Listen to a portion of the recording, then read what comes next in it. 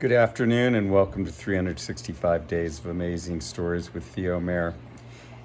Here we are continuing the story of Aladdin and the wondrous lamp. We left off the story with news throughout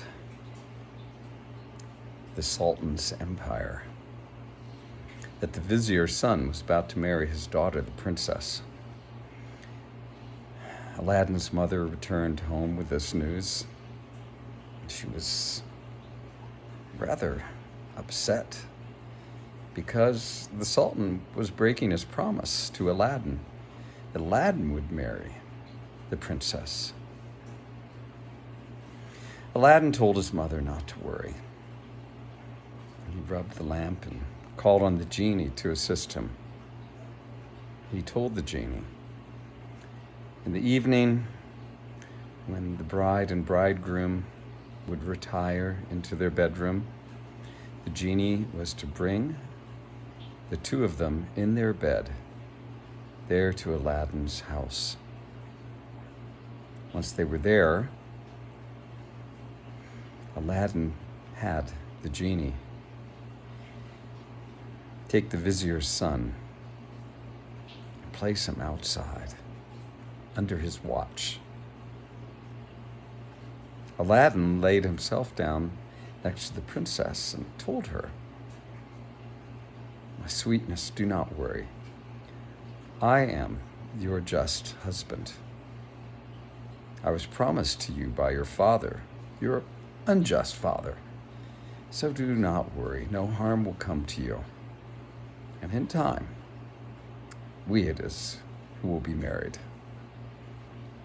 Well, the princess spent that night anxious and frightened. She could not understand what was going on. It was dark and she couldn't really see Aladdin. But the vizier's son, it was torture for him. It was cold outside. He had nothing to keep himself warm. And here, standing guard over him, was a hideous genie. In the morning, Aladdin rose after sleeping well through the night, had the genie place the vizier's son back in the bed, and then transported the bed back into the bedchamber of the bride and the bridegroom. When the morning, the Sultan came to wish his daughter a happy good morning. She stood there before him, shaking. I would not say a word to the Sultan, her father.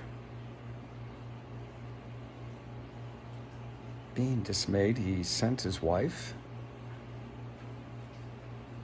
who also could not get a word out of the princess until finally the princess broke down and told her the story of having the bed whisked away through the night into some strange place, having some strange man lay down next to her, and the vizier's son nowhere to be seen or heard from. Her mother said, "Don't worry, it is nothing but a dream." The next night, the same thing happened. In the morning, when the Sultan came to see his daughter, she again would not talk. Finally, the Sultan called on his wife, the queen, the two of them, interrogated the princess, who told her story again, and then said, "If you do not believe me, ask the vizier's son." And so they did. The vizier's son, with the vizier standing by, told the exact same story, and as he did, when he finished, he said, "As much as I love the princess, I would rather die than spend another night like the last two. I beg you, please separate me from the princess." Well, the Sultan, he agreed. The two were separated, feasting and rejoicing ended. And here too, we will end the story for today. Thanks for joining.